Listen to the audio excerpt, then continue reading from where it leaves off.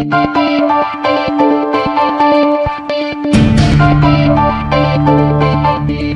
and welcome to A Spirited Debate. I'm Lauren Green. One of the biggest conflicts waging in the religious world is over human origin.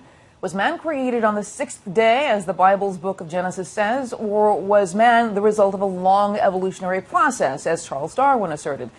In a new book, two scientists propose a creation model that seeks to integrate both the scientific data and the biblical texts into a single framework. And their book is called Who Was Adam? And authors, Drs. Fazal Rana and Hugh Ross, join me now. Welcome to you both. Thanks for having us. Fascinating stuff. I'll say, now, Fuzz, yes, as I'm supposed to call you, how can you marry the scientific evolutionary model with the biblical account? I mean, these things are just worlds apart.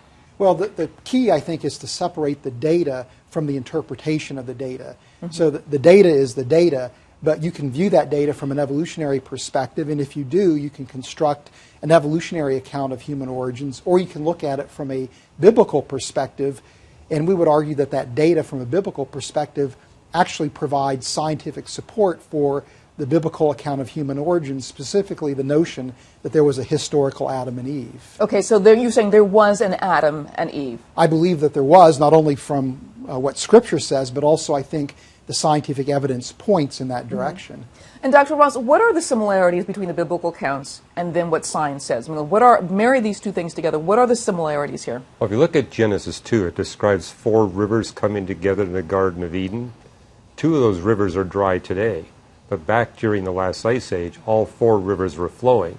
So it establishes that the creation date for God creating Adam and Eve is not just thousands of years ago, but tens of thousands of years ago, sometime during the last ice age, which would have been between, say, 15 and 130,000 years ago.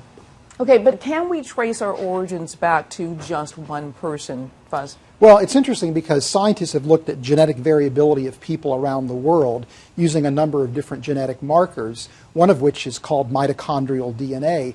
And it turns out that every person on the planet can literally trace their origin back to a single ancestral sequence of DNA that scientists dub mitochondrial Eve. Mm-hmm. And some people even think that this was actually a single female individual.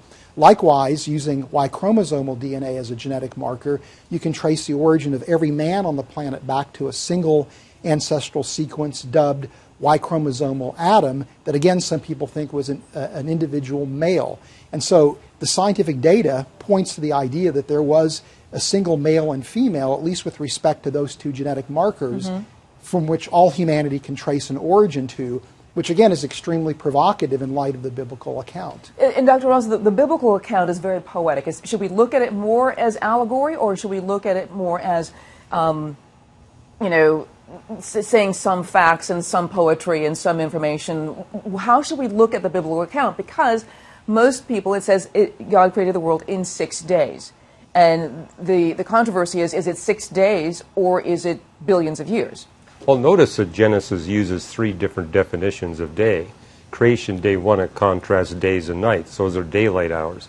Creation day 4, seasons, days, and years, 24 hours. Genesis 2:4 uses the word day to refer to the entire creation week.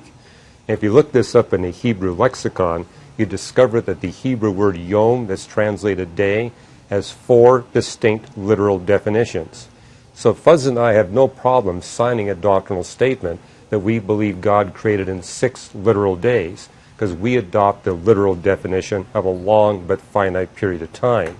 Therefore, there's no conflict with what astrophysics and geophysics teaches mm-hmm. about the time scale of the universe of the Earth, and there is no conflict about what science and the Bible teaches about the date for God creating Adam and Eve. You know, Fuzz, you are a scientist, right? Yes. And it was your scientific background, your scientific research that actually drew you to Christianity from a Muslim background. Yeah, well, I grew up in a Muslim home, and by the time I went to college, I was an agnostic. I had given up on Islam as a possible religious system that would be true. But when I went to graduate school and began to study biochemistry, I was deeply impacted by the elegant design of biochemical systems, and that convinced me that there had to be a mind that was behind bringing life into existence. And once you recognize that there's a creator, that then opens up the question, who or what is that creator and how do I relate to that creator? And I felt like Christianity was the best explanation for the human condition and had the best account of who that creator was. Very interesting stuff, and I'm sure a lot of people have a lot more questions about a lot of the things about this book, Who Was Adam? And we should direct them to your website and to your organizations. It's called Reasons to Believe, and reasonstobelieve.org. Reasons.org. Reasons.org. Please go to the website to find out more information about you and about Who Was Adam. Doctors Fuz Rana and Dr. Hugh Ross, thank you very much for being on Unspirited Debate. Thanks.